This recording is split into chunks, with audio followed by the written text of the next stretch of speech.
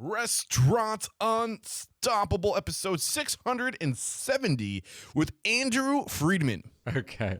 With excitement, allow me to introduce to you today's guest, Andrew Freeman. My man, Andrew, are you feeling unstoppable today? I am feeling so unstoppable today. I can't even contain myself. Sitting here with you is really difficult because I'm so unstoppable. I have that effect on people. Yes. I can't wait to dive into this. So, New Jersey native Andrew Freeman graduated from Montclair State University with a degree in marketing.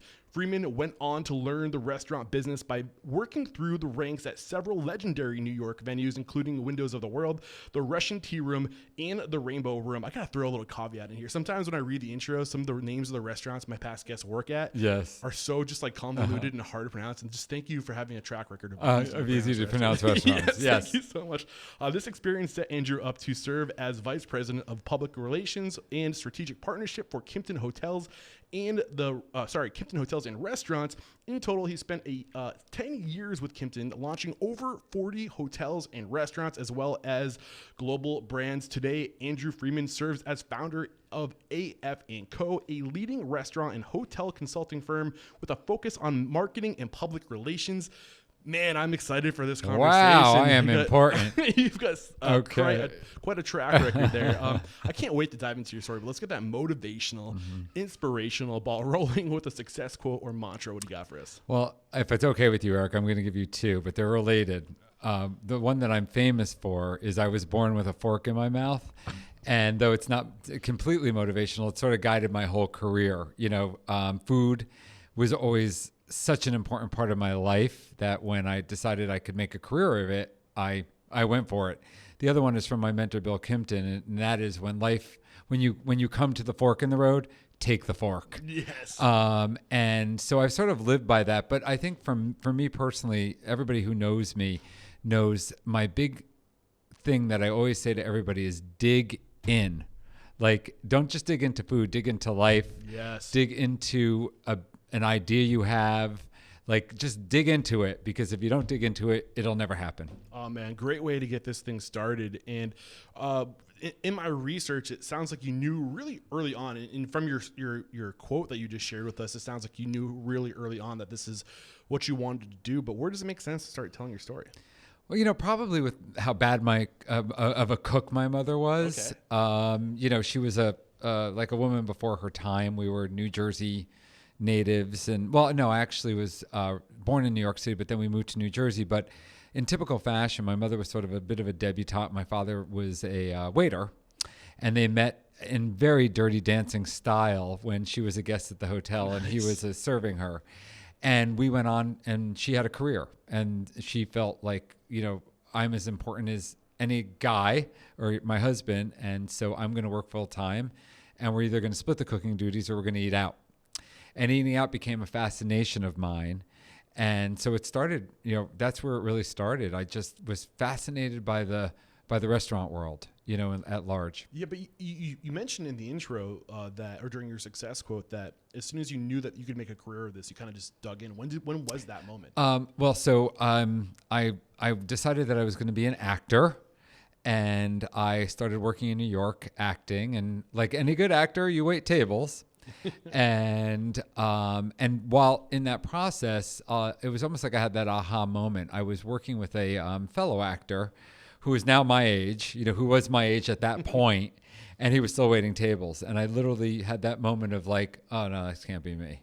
But I was really excelling at the waiting tables, and I was offered a position as a manager.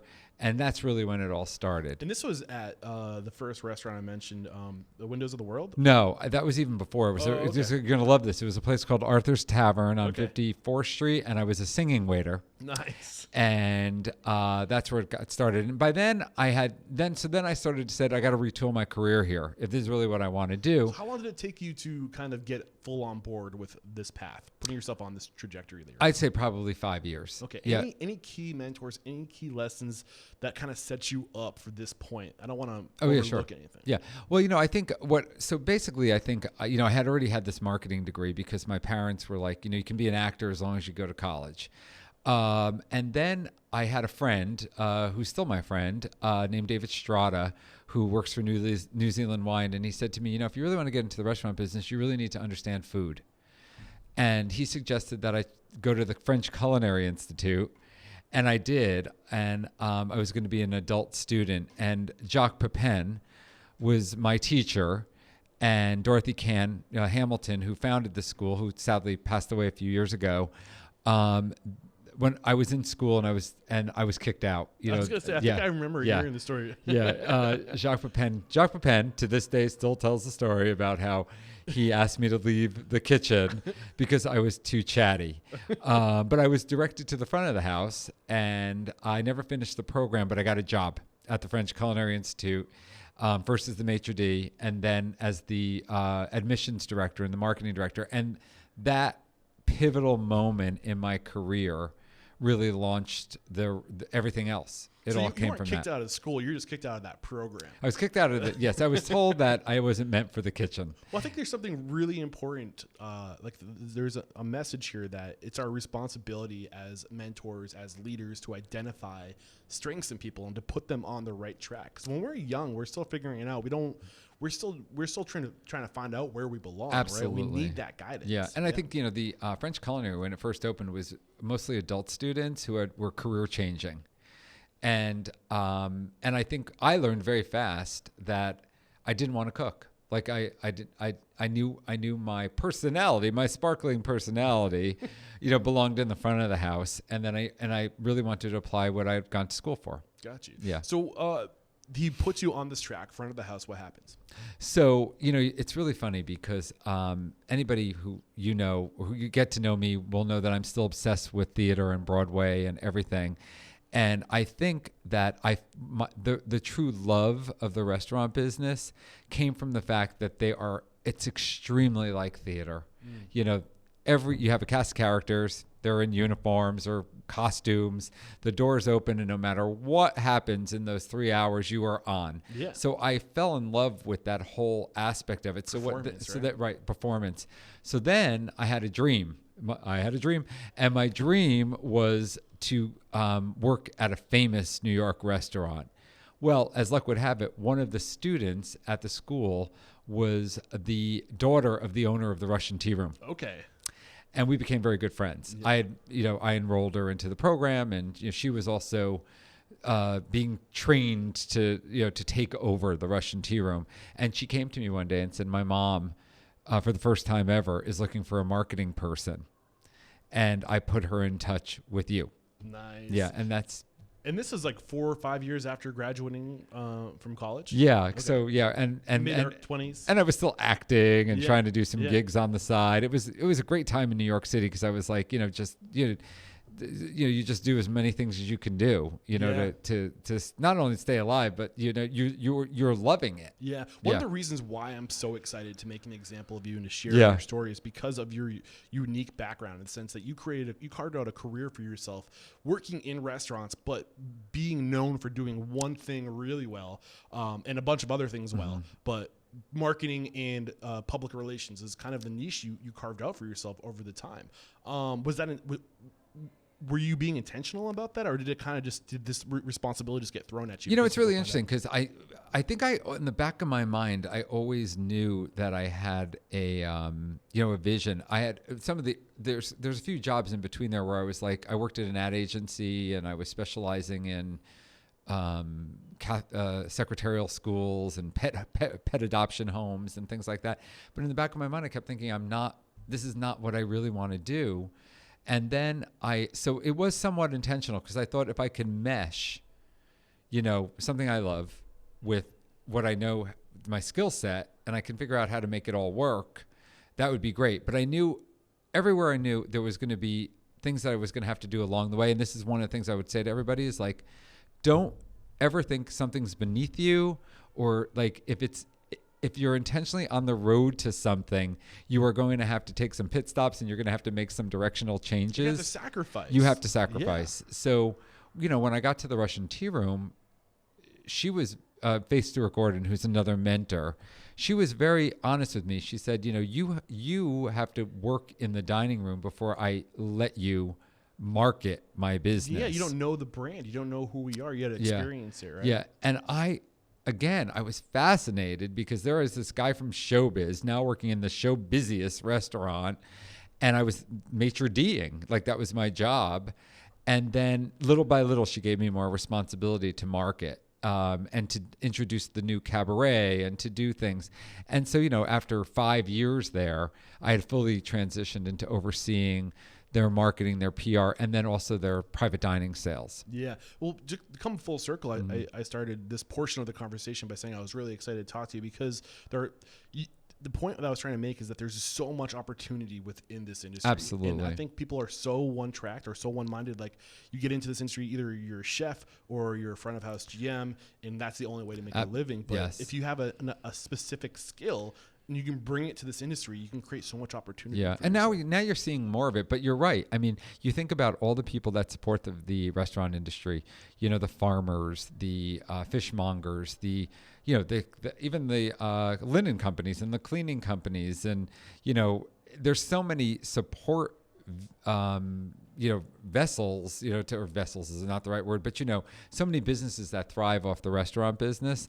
So, you have to sort of figure out and then obviously there's PR and marketing and all that. But back then it was a discovery because I didn't realize that I could, bluntly make a career out of it. There's a name in nature for symbiotic relationships where there's the shark that's swimming and there's the little fish that's that are right underneath it, yeah, or the bird that's on the this industry has created so many opportunities for other species and the animal, but and then I'm talking to other industries. And then you have the hotel world, which is an offshoot of this because people got to eat when they're staying in hotels, and so now we have delivery. So it's just. So what was that experience like? Your first time being responsible for marketing a restaurant, knowing what you know now, reflecting back at your execution then, what was it like? It's really, so it was at the Russian Tea Room, and I remember it was an anniversary, and I was pooping in my pants. You know what I mean? I was young and I wanted to do a good job, and I knew it'd be career oriented. And I think another thing that I would say to people is you're going to make mistakes, and in our business, it's not like we're going to, cut an artery, or do something that's going to kill somebody. Right. So, you may have that momentary, oh, I can't believe that just happened. But, normally you can recover from it. But I remember I had my friends who were very excited about my role at the Russian Tea Room were really calming me down to say, because I was throwing this party. And it went off without a hitch. We had a flood in the middle of it. And there are some legendary stories I have from my days at the Russian Tea Room that were just as a young guy, the highest points and the craziest stuff that happened there, because it was very celebrity driven, so. Okay. What's the craziest thing that ever happened there? Well, I'm going to tell you that Roseanne Barr had just lost a ton of weight, and people would book the Russian Tea Room to make appearances. And you could either sit at the front booths, which were the most famous ones, the Woody Allen booth and all that, or you could sit at the back booths. And everything was calculated. We knew who was going to sit where. And Roseanne was going to sit at the back booth, so when she entered the room, she could walk through the dining room, sure everybody could see the weight loss. That day, we were a little brownstone, 5-story brownstone, between now 2 towers that had been built, and the watershed had come in on our roof, and literally it just let loose, and water came flying into the dining room, and everybody in the dining room was soaked. Oh man, just soaked. And I will say this: there was a moment of what the hell. And then everybody just started laughing. Well, there's no better time to have a wet T-shirt after losing a bunch of weight, right? That's right. You guys were just helping It was her the out. most elaborate wet T-shirt contest in the history of that restaurant. Yeah. But I think there's another underlying message here, which is really cool. The extreme that good restaurants will go to make their guests feel special. Absolutely. Right? And I think that's really cool lesson right there. That was this coordinated, or is this what you wanted? Is this what you guys were doing because you knew that was important? Oh, Did yeah. she ask for this, or? I mean, well, no. I mean, certain things you were dealing with agents, at least in that case. So we were doing movie premieres and parties and all that. So it was very orchestrated. But to your point, the experience that we delivered every day it's sort of where I really learned service, because when you're dealing with that level, you can't make anybody feel underappreciated. And so even though you might be dealing with celebrity, our team was never, everybody's a celebrity here. Like nobody should ever feel like because they're not somebody famous, they're not going to get the same treatment. Oh man, I love it. And it's like that attention to detail is the word that's coming to mind, right? And when we think of attention to detail in this industry, we're talking about physical things, how we plate the food, where we're putting things on the table, like what if there's dust, on the top of the ceiling, or on the top of the ceiling fan or things like that. But what about how you make people feel? Attention to detail about how you make people feel is just so powerful. Yeah, and I think it gets overlooked. It's a personality thing too, because you can't, like Danny Meyer, my favorite, guy, says you can't teach somebody to be nice. 1%er, right? Yeah, and I've lived by that, because you really can't teach somebody to be nice. Like you have to feel it in your heart first, and somebody shouldn't be in service if they're not ready to serve. Like there's a completely different kind of arena. I have a great story if I can share it. Yeah, please do. But right before I started working at the Russian Tea Room, I had a job at an advertising agency, and one of our accounts was the Helmsley Hotels. And Leona Helmsley was, the notorious Queen of Mean in the hospitality world. And I remember I was getting to go to my first meeting where she was going to be there, and I was being briefed, like, only speak when you're spoken to, don't, just be careful, right?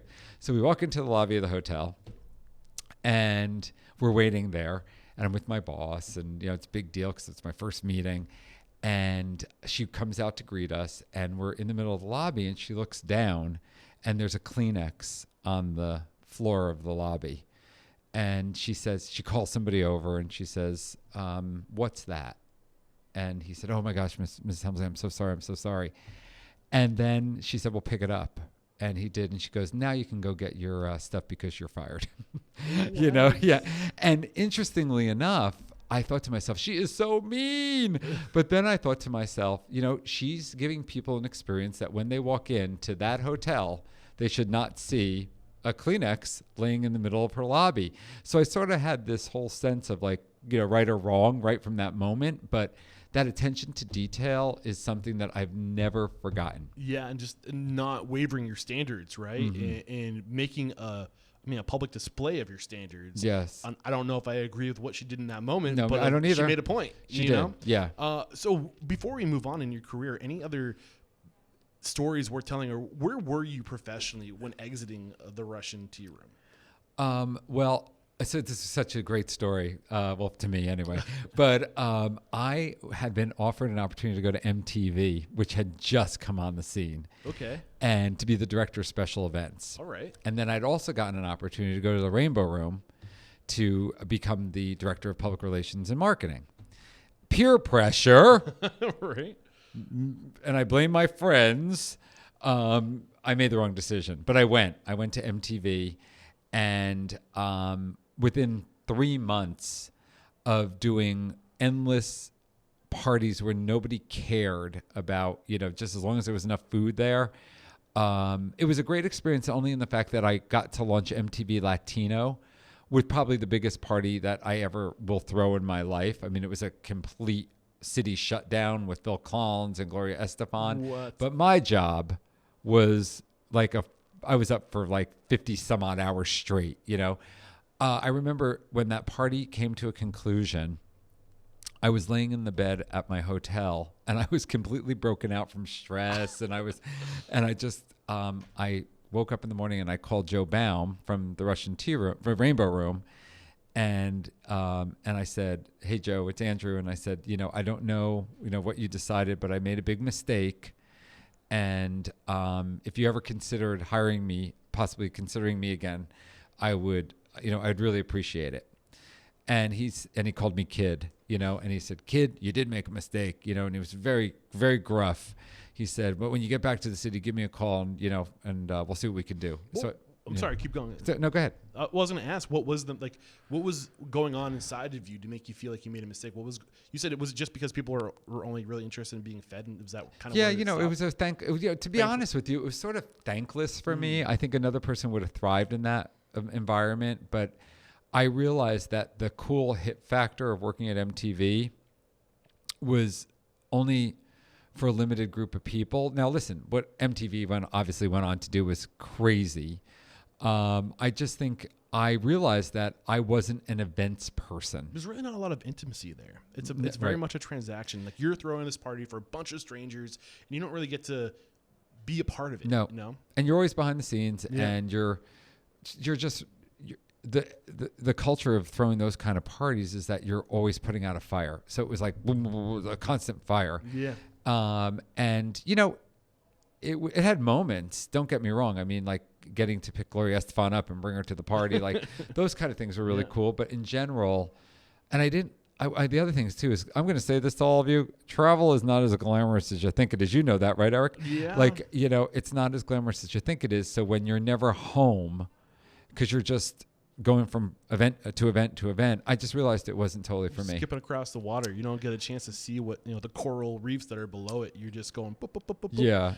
Yeah. I think the lesson that I learned there was like, admit you made a mistake and see if you can. So when I called him, I got back the next week and I went in and he said to me that they hadn't made a decision yet, that they hadn't found the right candidate, and that they would be interested in me again.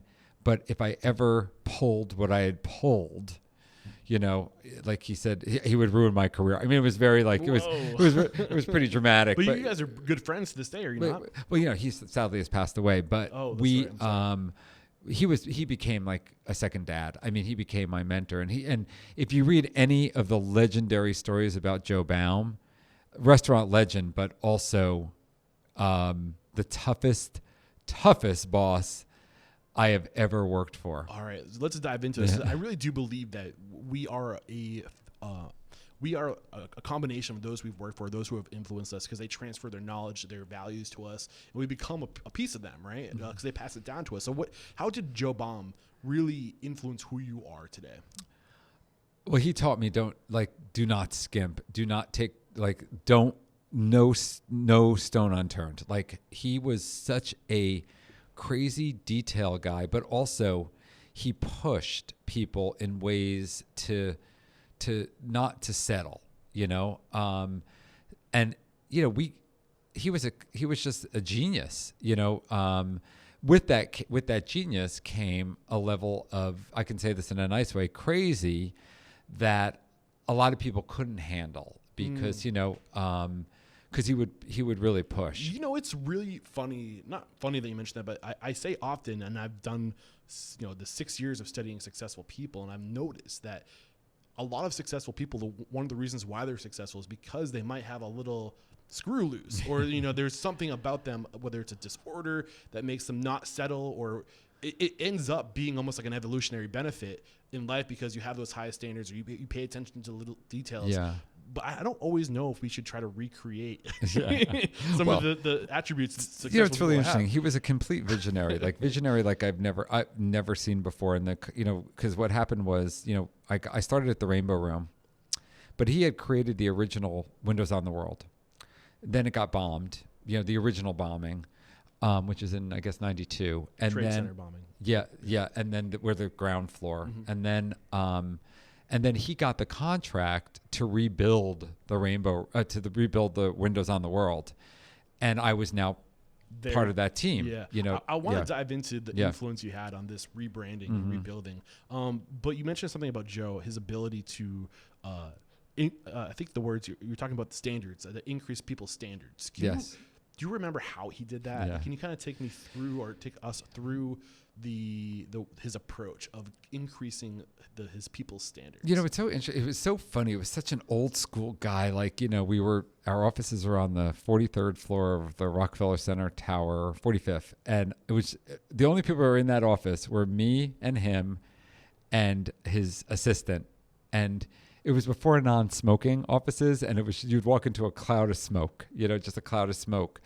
And he would sit behind a big desk and he'd hold court. We called it, we're going to court today, because Joe would hold court. But there was something, because he had already created Restaurant Associates and like the first king of theme restaurants, that there was such a respect for him in the business already, just because of his genius, that you were a bit in awe of like that you were working for him and working with him. And when you watched him in action, for me, what I saw was his frustration or his anger or whatever it was came from a place of people just not getting him, like not getting what he meant or not getting the vision or not doing their best. Now, the way he handled it, you said something earlier, like a lot of that did translate to me. So, my first attempt at running my own business was like, just yell at people. That'll get them right. That'll get them to do it. Just scream at people and throw shit. Oh, sorry. And okay. You know what I mean? And and he would. Stuff would come flying across his office, and but what I realized is that he was just getting you to the point where you got it, so that, and then once you got it, he respected you. And we had we had an altercation that led to that moment, and so, yeah. But that's culture right there. That's culture. That's ways to act, ways to conduct your behavior, right? Yeah. What he's doing is he's molding you into that culture. Yeah. And he won't lay off you until you fit the mold, until Absolutely. you're a part of the team, until you've gotten the culture. Yeah. And that's what we need to do when that, like, bringing it back to Danny Meyer again, constant gentle pressure. Absolutely. Right? Yep. Never settling. Yeah. So he picked up some of the good and bad. Yeah, well, my attention to detail definitely came from him. Awesome. It actually came from my college professor who once gave me an F on a paper because I had 5 typos in it. And ever since then, I'm like a typo Nazi. You can strike that.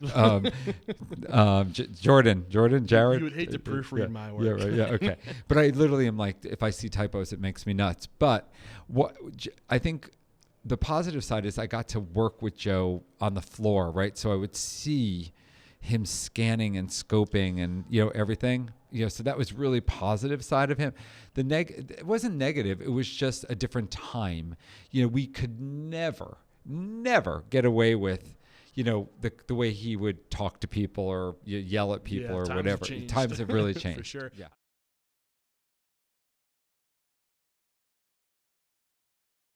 We're back, and you were just starting to get into the impact you had on the Rainbow Room and how you were going to tackle this rebranding after the bombing. So pick up from there. Well, that's actually that's Windows on the World. Sorry. Yeah. So just so folks understand, so the Rainbow Room was run by a company that Joe had formed, and then he got the contract to redo Windows on the World, and that seriously was. Again, I was probably just 30-ish, or maybe I can't even remember. But now I'm overseeing PR and marketing for the Rainbow Room on the 65th floor of Rockefeller Center and Windows on the World on the 101st floor of the World Trade Center. That's crazy. It was just crazy, and if I look back and say, like, one of the top times of your life, it was that. So, we had been brought in and, there was going to be this recommitment to building. And we were also taught that it was the safest building in the world. And we went through all this training. And then Joe, again, visionary with a great team of people. Because the one thing about Joe is, like you said, once you were part of the family, you were in and you were really loyal. And so he had created this great network of people that we all worked together. And when in the recreation of Windows on the World, because he had done it the first time, and it was the most profitable restaurant in history, he kept saying to us, it's got to be even better than what it was. So we created 4 different concepts on those 2 floors. I need to interject real quick because whenever there's a lesson, I like to pull it out. And I think that lesson there was, even when you're the best and you're the most profitable, you still need to be better the next day, because you just you're setting the standard for other people to match, but you also are setting it for yourself. Yeah. Right. So other people are jockeying for that level that you've reached. So to stay at the top, you got to keep showing up to be even better. I think that's a really great lesson. It's really one of Joe's quotes that just came to mind was like, don't think out of the box because there is no fucking box. He would just say that. It's like, I'd say, oh, I'm thinking out of the box. And he would just go crazy. He's like, there is no box. Yeah, keep going. So we all set foot on recreating, Windows on the World. And 2 years into it, we had created Cellar in the Sky, which was this amazing wine restaurant, which was a return from the original, but done completely new. We did Windows on the World, which was the beautiful restaurant, the highest restaurant. And then we had a full floor of gorgeous banquet space. But we, when we were getting ready to do the bar, and I feel very lucky to have been a part of this process, in the brainstorm, we said, well, what is it? And Joe said, it's the greatest bar. And all of a sudden it became the greatest bar on earth. Oh. And that was the name, the greatest bar on earth. And it subtly kept that circus theme going. And it was this sense of anything could happen here. And that's the other thing too, that I'll say, a learning lesson is when you create a concept, stay true to the concept. Yes. How do we stay true to it? What things can we do to ensure that we stay true to it? Well, make sure the concept makes sense for what you're doing and where you are, and don't even though we do a trend report, I always say, like the purpose of my trend report is not for you then to leave and say we're going to do everything that's on this trend report. It's what's right, and also like some of them are just fads and some of them are trends.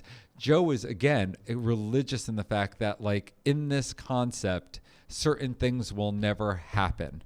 For instance, we're not going to serve sushi here because it'll be a disconnect to people. So that concept clarity is sort of what propelled AF&CO, AF&CO, because I knew in my heart that so many restaurants and hotels were a little bit gray, and they needed to be tightened. Yeah, and AF&CO is your current business now, just for the listeners. And actually, I was supposed to mention the teaser during the intro, and I'm just realizing right now I forgot to mention the teaser, which is instead of doing a speed round today, Andrew's going to take us through some of the 2020 trends to look out for. So to keep in mind keep that in mind. Keep listening. Yeah, I know. I totally forgot to list that teaser in the beginning. So thank you for bringing that to the surface. Yeah. So I think when we left off, you're talking about I don't know if we really got into the influence you had on how you're going to market and brand this, right? What were you doing as somebody who was specializing in PR and marketing to make Windows on the World and the Rainbow Room and the Rainbow Room? Yeah. What were you doing to? I mean, these were incredible restaurants. The food was excellent. The service was excellent. But what was your role in making sure everybody knew how excellent it was? Well, back, the media landscape was so different back then. I mean, it was all about print. We didn't have email. We didn't have, I remember we just had fax. And part of it was like create these memorable experiences for the people that are going to write about you so that they can tell the story. See, that's what we're doing. Like in PR and marketing, we're telling the stories. We're telling the stories that'll be interesting enough to make people want to come and experience them. And then if you do a great job with that, they're your new PR and marketing because they're telling their friends and so on, that shampoo commercial, like, gee, your hair smells terrific. Then they tell everybody, oh my God, our hair smells so good. Anyway, I don't know why I got off on that, but It was sort of that sense of like, create these memorable experiences for the media and for people that would then go off and do our job for us, that would tell. So we threw some kick-ass parties, like, for the opening nights at both places. The biggest night of my life was the reopening of Windows on the World because it was spectacular. I mean, but Joe was like, if this is it, this is it. And then also there's what we call an exclusive strategy in our world, which meant somebody had to get the exclusive. And I got to tell you, that was the most anxiety-provoking few weeks of my life when I was figuring out who was going to get what. What do you mean by that, the exclusive? Well, so you had, let's just say in New York, you had New York Magazine, New York Times, 5 or 6 other papers, and nobody wanted the same story. So it was like, who's going to get the first menu? Yep. Who's going to get the first look? What was most important to us? The New York Times was the review. So all that is, now on a marketing plan.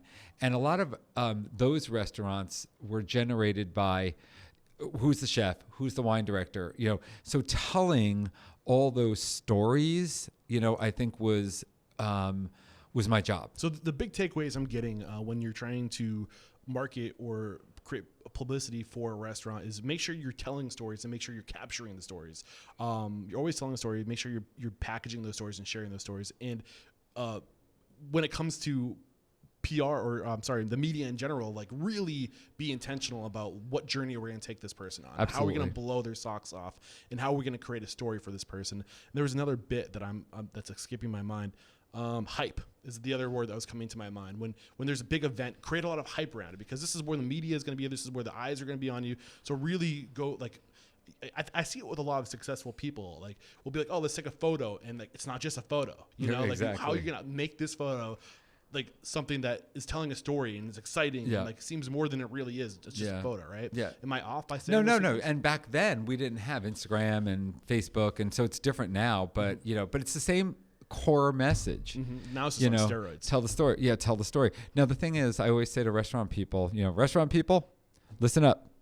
Like, even when the going gets rough, don't cut your marketing and PR out of the. Now, granted, that's because I'm a PR marketing company, right? It's a little self-serving. Self-serving, I admit it. But I sometimes think, like, of all the things you could have cut, like, we're the ones who are helping you continue to drive business into your restaurants. It's because I'm going to say, business is not going to drive itself. Yeah, when business gets slow, the last thing you want to cut is the thing that drives business in. Yeah, right? Top line. That's another big thing for me. Focus on the top line. Top line revenue, because if you focus on the top line, it gets easier on the bottom line. If you don't have the top line revenue, you're managing costs by cutting labor, raising prices, and it's ass backward, right? So focus on bringing revenue in, and then I'm telling you, life gets easier. Get a little more specific when you say focus on top line revenue. Just a general, like, don't. To paint that picture of what exactly we're focusing on top line. Right? Well, that's focusing on butts and seats, as easy as that is. Like, I always say to people, like, when somebody says, what's your job description? I'm like, butts and seats. It could be a new butt or it could be a repeat butt. It's just got to be a butt and a seat, Yeah. And getting them to spend while they're enjoying their experience, and then getting them to come back, repeat dining. Yeah. But it's the top line revenue, the revenue that comes in at the top, or like when they're, when they sign their checks, or when they're, it's before all the expenses start to get knocked out of it, right? But what happens is when the top line isn't there because, it's a slow time, or they're not doing enough marketing, or their concept's unclear, then what ends up happening is they're measuring from the bottom, which means they're cutting labor, raising prices. Money going out, not money coming in.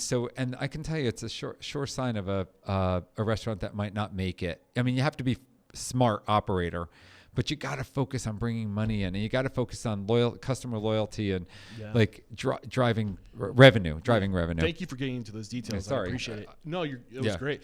So one other thing I want to mention before we move on, a great book, if you want to learn more about the power of stories, Story Brand.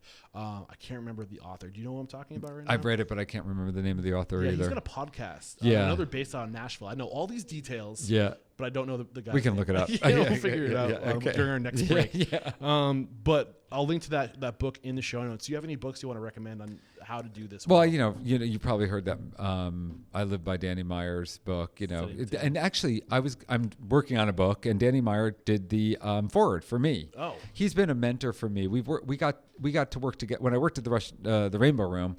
Danny and I sat on the New York City Convention Visitors Bureau together. And it's just been so amazing to watch what's happened to him. Oh, man. But I also love, there's that Donald Burns book, Your Restaurant Doesn't Suck, which I think is your restaurant sucks, and your restaurant still sucks. And I think that's always kind of like, I think it's just like slap in the face messaging, but it's good. Donald Burns has been on the show a couple times now. He's a great guy. I'm actually going to be hopefully crossing paths with him again. Yeah. On my way back to Texas from California. And I'm speaking with him at a conference in a couple. Yeah. I'll be stopping in New Mexico, and hopefully we'll dive into that book and kind of pull it apart and take some of the lessons out. I like Restaurant Man too. Joe Dacianich. Yeah, I like that book too. It's kind of a real gritty, true scene. Yes. So what makes sense to talk about next? I mean, any other big experiences between your experience at the Rainbow Room and Windows of the World that are worth diving into before we move on to the next stage of your career, which was with Kimpton? I would just say this. So,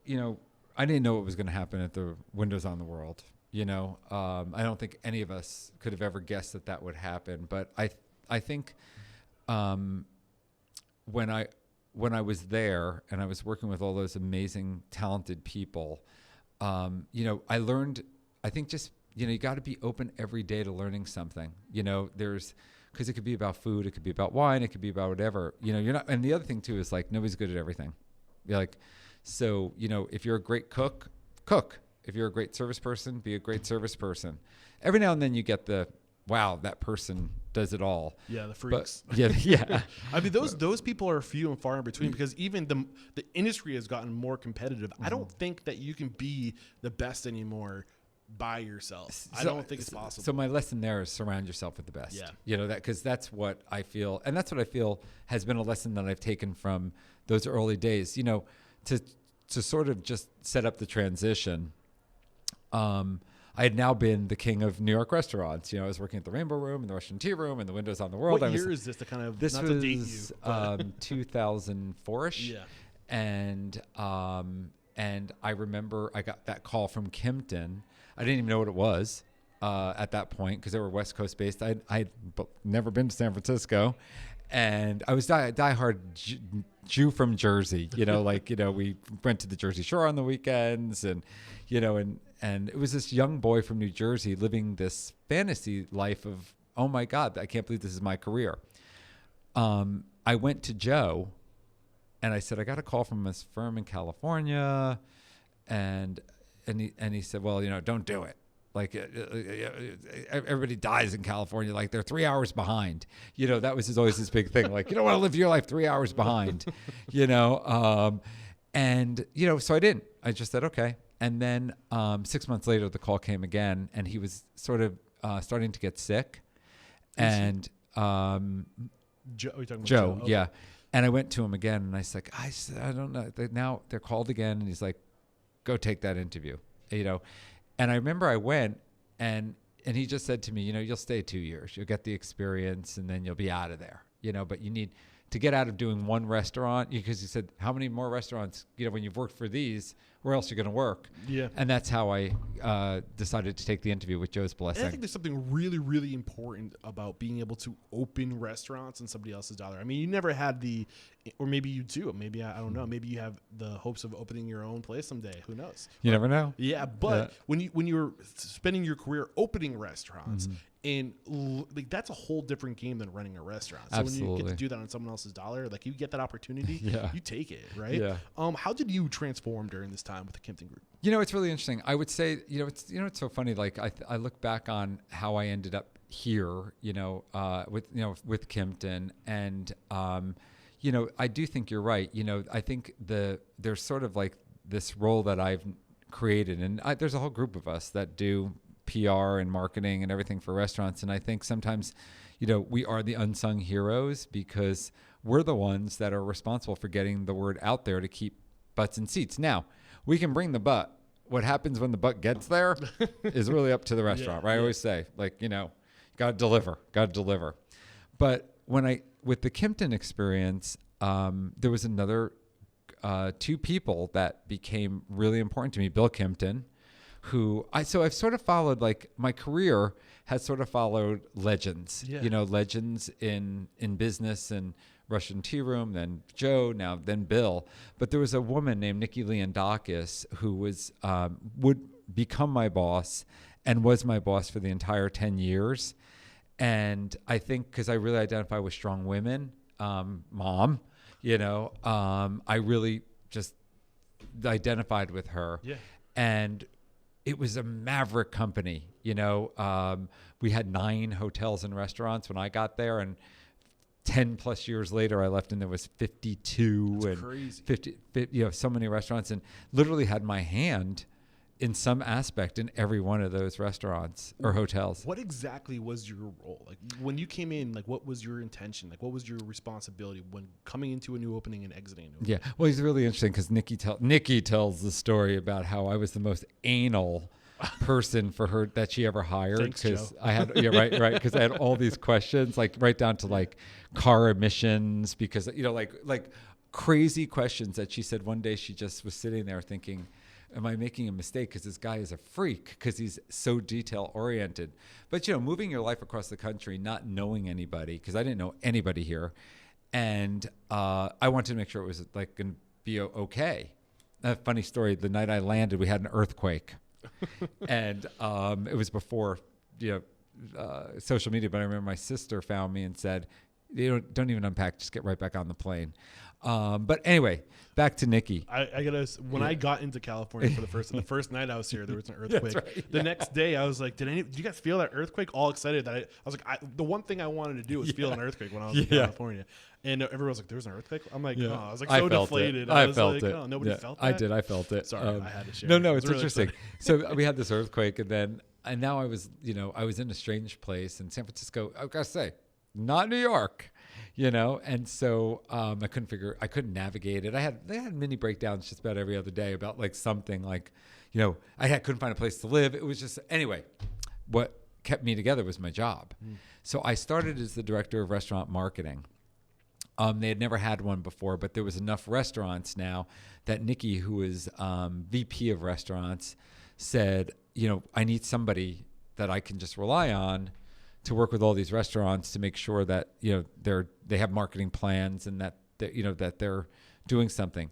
Over the first 5 years, I think myself and the small team that I assembled really established restaurants in a new way of thinking. Like, you do have to have a marketing plan, and you do need to have quarterly initiatives, and you do need to measure your results. And so we put all that together, and then I got an opportunity. So, hotel restaurants sometimes have a negative connotation. Kimpton really put that on the map of like, there's a separate entrance. It's got its own, it's a freestanding restaurant that happens to share the space with the hotel. Mm-hmm. That was Bill's mantra was, nobody wants to eat in a bad hotel restaurant. We actually talked about this when I was speaking with, was it Umberto? Yeah, it was Umberto. Yeah. And it was really funny because, I'll veer for a minute. You can always pull me back. But I was at a meeting maybe a couple of months ago, and it was a hotel that I won't name, but they wanted me to come in and help with their new restaurant. And I said, and we were sitting in a meeting, and I was sitting downstairs, and I said, well, the couple things that you just never do anymore is you don't call it anything with a garden or anything with a terrace, and you never use green or mauve, right? So they take me upstairs. The name of the friggin' restaurant is the Garden Terrace, and it was exactly what I said you don't do. But at least they knew that they needed to redo it. But so I think with Kimpton, 5 years in, I got the opportunity to then oversee the hotels as well. The PR for the hotels, because I'd created this whole PR network, and it was just going really well. I developed all these cool partnerships and charity programs, but none of it would have been done without the support of a supervisor or a leader who gets it, So what exactly is it that she got? She got the fact that as one of the leading boutique hotel firms with great restaurants, that number one, restaurants had to always have separate identities. That was the number one thing she got. That came from Bill. Thank you. But the other thing she got was you got to take chances and stand out. And she let me take those chances. And some of them were amazing. You got to zig when everybody else zags. You got to stay fresh. You can't Absolutely. just be a fish in the school. And I'm proud to say that with a great team, like it wasn't just me, but with a great team, we were the first to be the first pet-friendly hotel company. We were the first LGBT-friendly, where we had weddings. We were the first eco-friendly program in a hotel, and we were the first women's travel program. So, and each one of those came with a charitable component, because that's the other thing I want to talk about. Partner up with people that can extend your brand. Yeah. Get involved in your community. I'm so happy that you're going in. Yeah. So I took a moment to make a note, and you said a PR. I was developing a PR network, and it sounds like, this is what you're starting to get into, right? And being intentional to do good with your brand. Absolutely. And then it sounds like what you were doing is you're tying your brand with subjects that are somewhat controversial, but doing the right thing. And you're recognizing, and you're being willing to recognize that, listen, it's 20 at this time, whatever. Let's start 2010. Yeah, let's be at the leading edge of doing the right thing. And I think that's one way of thinking about it, being at the leading edge of doing the right thing. So that's how if there's a way for you to stand out, by doing the right thing, Yep. that's when you zig, right? And that's how you get noticed. You take risks, like you're talking about. Yeah. I don't want to put words in. Oh, no. But, there were certain things that you also do because it's the right thing to do. Like, like just because it's the right thing. Right. Like, like eco-friendliness and, but the one memory I have, so Gavin Newsom, our mayor at the time, had made weddings legal, LGBT weddings legal for a very short time. And so I ran back to the office and I said, we got to introduce a honeymoon package. Like and let's get involved with the National AIDS Association and to give money back to them. And Steve Panetti, who was the VP of marketing, and Nikki were like, do it. And so we put it out there, and then we got all this press. New York, I was, Nikki and I were on the cover of USA Today, and then a religious fund, like a hyper-religious cult of, if you will, like literally overwhelmed our call center so much that it shut it down. So for 2 days, you couldn't get a reservation. And I thought for sure they're going to fire my ass, because, but they were extremely supportive because, that's the other thing too. Like if you don't take the risk, you will never find the reward. But I think that is also an opportunity that when all these things happen, when things like this happen, that's an opportunity for you to tell the story. Your reservations being shut down is another way to kind of stand out. Absolutely. You know what I'm saying? It might be a short-term hit, but that's something that you can spin into something else. Oh, yeah. And we talk about it to this day about Kimpton being one of the forefront. But the one thing I learned most about Kimpton is the power of the partnerships, like community involvement. And I always say, pick appropriately. Like, think about who your guest is and support your guests. Like, so, if you got a restaurant in a kid-friendly restaurant, choose a school. Like, because you got to figure out, like, by building that loyalty, it goes both ways. So I always say, like, it's business dealing. Like, when you do a charitable partnership, you are doing a business deal. So you need to go to the charity and say, this is what I'm going to do for you. What are you going to do for me? And it's perfectly fine to do that because it's a win-win situation. But I think sometimes people don't think that way, or they do something that I'm always like, their reach is so small. Well, it's a lovely gesture. It's not going to it's not going to matter. Make another really important point is don't just pick any random entity to support. Pick something that your guests are passionate about. Absolutely. And when you give to something that's important to your guests, like they're going to reciprocate and become loyal to you because you're doing something that's special to them. Yeah, and I always say pick something that's important to you because if you're going to have to do it every day, you got to try to line up those stars as much as possible.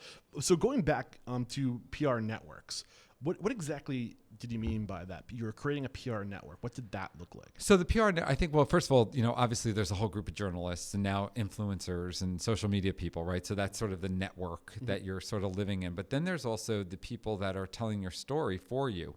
And that is, a lot of that comes through not the charitable partnership so much, but as the other partnerships. For instance, partnering with a beef company or partnering with a vodka company or partnering, like, again, this is about just keeping your restaurants full, and the liquor companies, they want to sell product to your restaurant. So like, if you can create these really cool things, a great example of this is, we did this bake sale for, our farmers market, kids program here. Blue Stem Brasserie does it every year called Bake the World a Better Place. My name. Okay. And they partner with their coffee company and all their vendors and everything because the more they partner with, they can give money back to the kids program. But then everybody gets a marketing toolkit. Since you're going to be participating in this event, this is what we're expecting you to do, So I think, again, now here's the thing. Restaurant people don't think like this. No, that's why you're here. This is not why they got into the restaurant business. I always say that. You didn't get into the restaurant business to do this. But if you're going to do it, and you want to be successful, then you got to play the game. Until you get to that, sometimes you just get so damn lucky not lucky, it's hard-earned work and it's talent, where you get to that point where, the turning point happens and you don't have to worry anymore so much because you're going to be busy because you've become a classic. But think about all the restaurants that open every day. It's like acting. One in like 50 million guys make it. And sometimes it's usually because you knew somebody, or you know what I mean? Yeah, exactly. That's what I mean. It's just like that. So, but you know, it starts with that talent. And so if you get that lucky, but even those restaurants, I think sometimes get too comfortable. I love it. This has been a really great conversation. And we got 15 minutes left of time together. And I want to make sure we leave time for the trends you're going to drop on us. Anything we have not discussed up to this point, anything you were hoping we would discuss that we haven't gotten to yet, now's the time. Well, I would just say, like many restaurateurs, I took a shot 15 years ago when I decided to break away from a traditional job and open a company that supports restaurants and hotels. And, I always say to people, like, no regret. This sounds so corny, but I say no regrets. Like, I could have always looked back and said, I got to get out of this because I made a big mistake. But I would say for all those young restaurateurs or people who think they have an idea or something out there, like, figure out how to do it. Even if you don't do it like completely full time. I think about you who's traveling all over this country doing what you do. I mean, I think there's so many people that are sitting in places where they don't necessarily want to be. I'm going to tell you, running up an agency, because we support restaurants, is probably as crazy as being in a restaurant itself, because we have all these clients who have dreams, that we're responsible for. But I would say that I'm very, here at least at AF&CO, we're really, we're very proud of what we're doing. But I think since we support the restaurant industry, it's a lot of work, and it's fun though. Man, I got to ask you this question. The mission statement of Restaurant Unstoppable is to inspire, empower, and transform the industry. So I want to start asking all my guests, how have you transformed since getting into this industry to the man you are today? How have you transformed? Got a lot of gray hair. I look back at some pictures and I'm like, oh my God. I would say that, to be really upfront with you, I was mini Joe Baum when I hit the scene here in San Francisco. I was a screamer. I would I think I'm most proud of the personal transformation that I've made because it opens up doors for you that I had to buy so many flowers, in my old days. I was always apologizing buying flowers. My flower budget was out of control. But I think now that I've sort of embraced the fact like that's not going to get me anywhere, I've really transformed into, a much more, rational listener that's sort of still frustrated, by certain things, but just learned how to handle it better. I also feel like I was really good at the creative side of it, and learning how to run a business I'm definitely the left brain, like creative, and so forcing myself to do the right brain stuff has been very interesting. Though I would admit, like I've surrounded myself with really good people, because if I had to do it day to day, we wouldn't be here. I love it.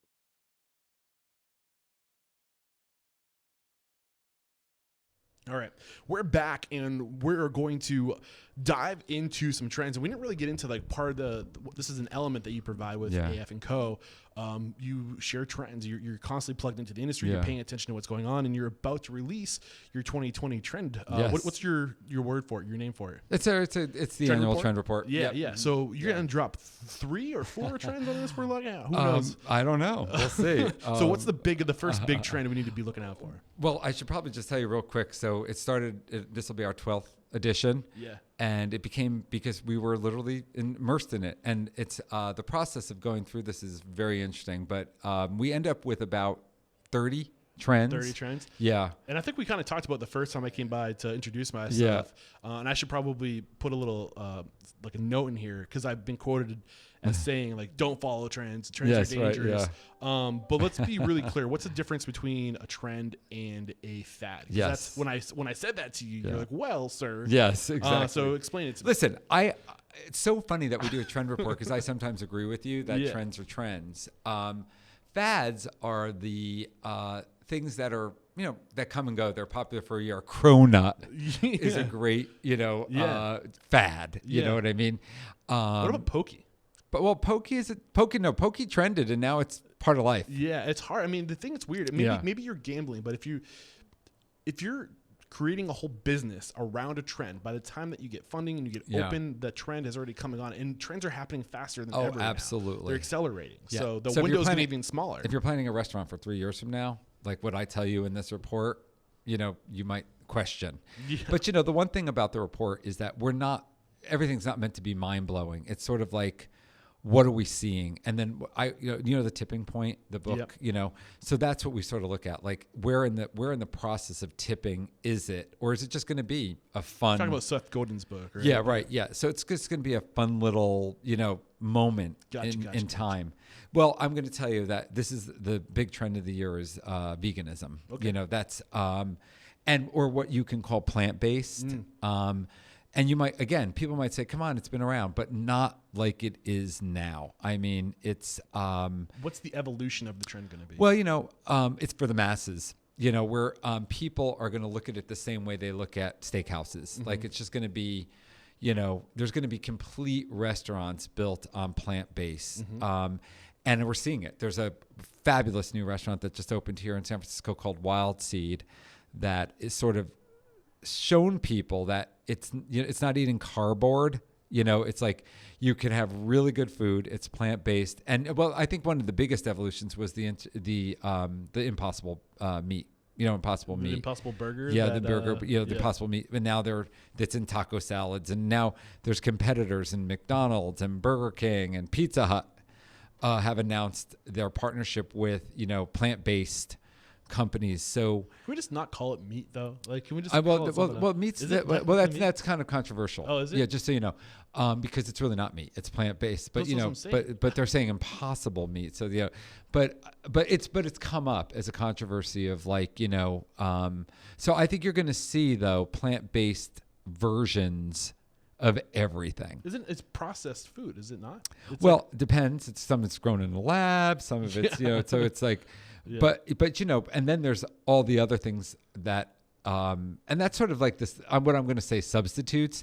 That's not necessarily what I'm seeing as the trend, because there is going to be seafood, plant-based seafood and all that. But I'm talking about just the fact that the people are really learning that they can eat from the earth in sexy, creative, fun ways, where it used to be known as health food. Yeah. Exactly. Yeah. So now it's just it's health food. I think I've even spoken to other people that the continuation of this trend is going to be food as medicine, where it's like I'm eating food to not sustain myself to like stay awake, but to like make sure that I stay healthy. Yeah. But or to cure certain things. Absolutely. Like I have arthritis, I'm gonna have absolutely. I'm gonna it's like CBD. Eat more turmeric or whatever. So yeah. But for just to finish on the plant-based, because you're seeing it in cocktails, you're seeing it everywhere.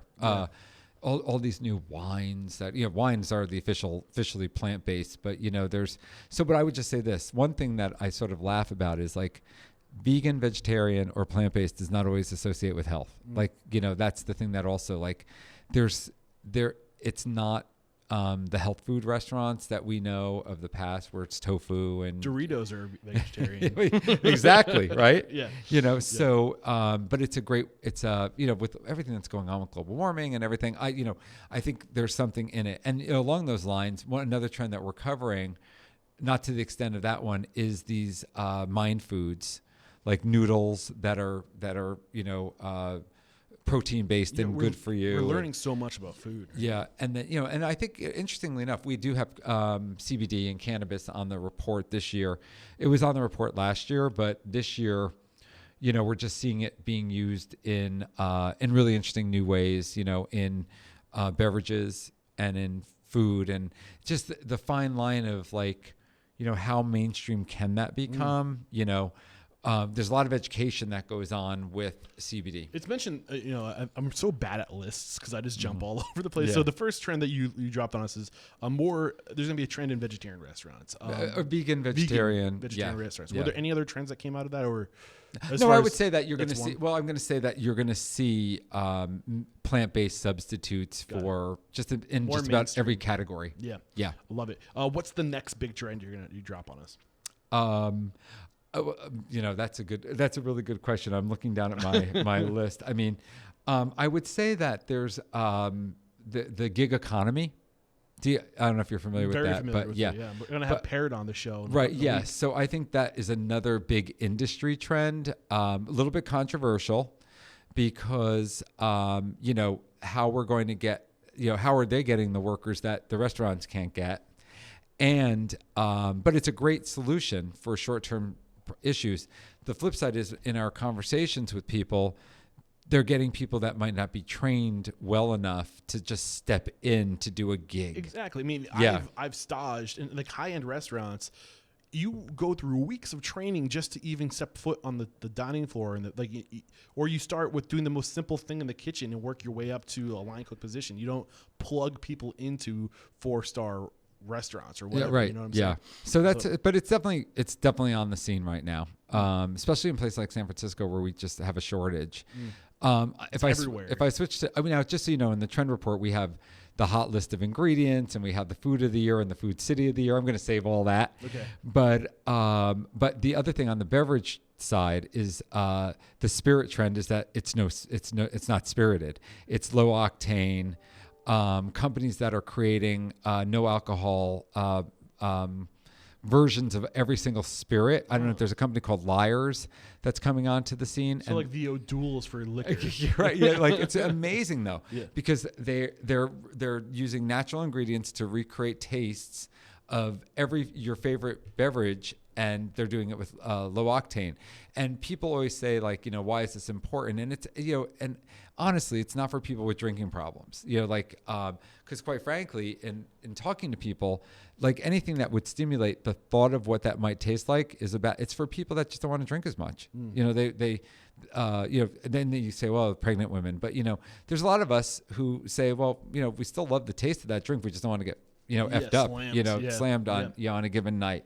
I would say probably the biggest thing, though, across the board, hotels, restaurants, etc., is this whole craft your own adventure. You know, this whole sense of no rules. So delivery, you know, I'm meshing trends, but this whole sense of virtual restaurants with no brick and mortar. Yeah, the ghost restaurants. That's big. Yeah. Like, that's big. Now, sadly, I am not a big fan of that. Neither am I. Because it's taking away the joy of going to dine in a restaurant. I think it's that, but it's even more. I think we're so, like, in this industry, we're so reactive to the market, right? What does the market want? React. What does the market want? React. I think we're going to have to reach a point eventually where we say, what does the market need? And what does it not know it needs? And how can we start educating the market as far as like, cut the shit? Absolutely. Because you're making this industry react into a corner where it's unhealthy for our employees, where we're making it unhealthy for you. Yeah. And when you take away the relationship between the person, like the end user, and where the food came from, we need to be more mindful of where our food's coming from. Right. And when it's a ghost kitchen, we don't even know where it's coming from. Yeah. That just scares me a little bit. Yeah. I mean, I would say this: the virtual only restaurants are really interesting because they're not even going to have a brick and mortar. But, you know, it's only right for some concepts. You know, concepts like trends. Yeah.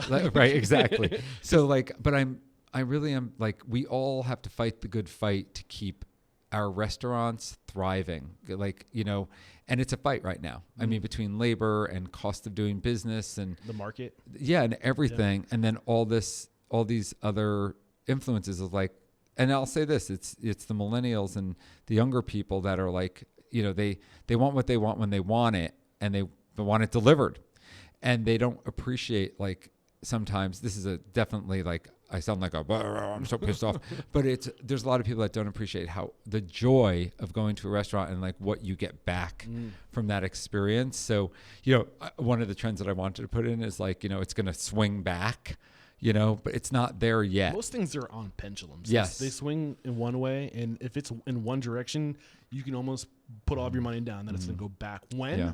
How fast it happens is what's unknown. Yeah. But things always swing back and forth. The last one. Sorry, go ahead. No, go ahead. I was just going to say, go ahead. Yeah, sorry. No, I was going to say look at food halls. Oh, yeah, exactly. Maybe that's the next trend you're going to share, but these aren't new ideas. Food halls were around in the 90s. Yeah, it didn't make the list because, again, it became cultural. It's part of our culture now that there's going to be a certain amount of food halls. I'm going to end with a trend that I think is more global. It's this whole concept of take no prisoners. Like, this is like the economy is what it is. What we're calling the whole report is based on the age of uncertainty. There's so many uncertain things in our world right now, like between politics and global warming and just everything. And the way you act right now is like, you've got to, like what we were saying, like I kidded you about Joe, but it comes back full circle. Cause like, I am such a believer in, like, don't think out of the box, just shatter the damn box. You know what I mean? And it's a trend. That's how everybody should be thinking moving into this. I love it. You know what I mean? And that's sort of the underlying message of our whole report this year. Andrew, I've loved this conversation. Thank you. I did too. Thank you. You've already made a few recommendations behind the scenes for people to me to connect with.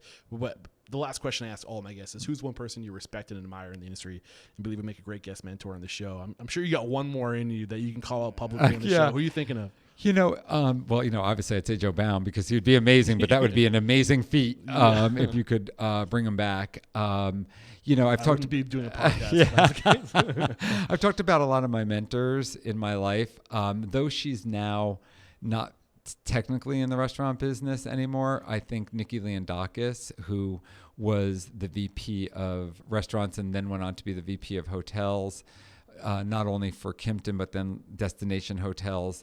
She is truly somebody that inspired me every day with how much she loved restaurants. Nikki, look out. I'm coming after you. And I will hook you up. That would be great. Thank you so much. And you've been so supportive of my time here in San Francisco. How can we connect with you if we maybe want to hire you for your services, or we want to get access to this trend list that comes out annually? What's the best way to connect? Yeah, sign up. So go to our website, www.afandco.com, afandco.com, and sign up, because you will be invited to a webinar where we will release the trends. You can get to us through that. We're also obviously on every social media channel out there, because that's what we do. But if you start with the website, that's the easiest way to get to us. Yeah. And this is episode 670. Head over to restaurantunstoppable.com/670. I'll have a summary of today's discussion, as well as a link to any books or tools recommended, and how to connect with Andrew and get on that list over there. Again, episode 670. And just again, thank you so much. Sincerely, thank you. For not just coming on the show and sharing your story and your knowledge, but being so generous with your network and introducing me to some incredible guests that I got on the show. Just wouldn't be able to do what I do without people like you contributing and supporting. And we wouldn't be able to do what we do without people like you fighting the good fight for restaurants. That's my pleasure. It really is. All right. Thank you. Cheers.